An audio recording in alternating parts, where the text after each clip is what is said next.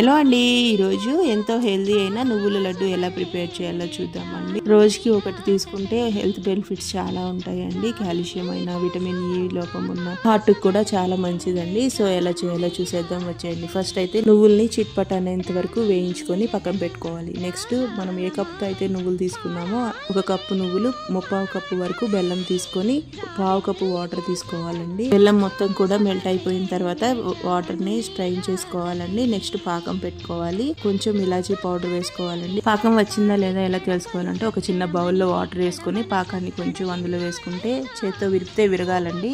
అప్పుడు విరిగిన తర్వాత పాకం వచ్చినట్లు. నెక్స్ట్ పాకం వచ్చిన తర్వాత 1 స్పూన్ గీ వేసుకొని అలాగే మనం వేయించి పెట్టుకున్న నువ్వులను కూడా వేసుకొని ఒకసారి తిప్పేసి స్టవ్ ఆఫ్ చేసుకోవాలి.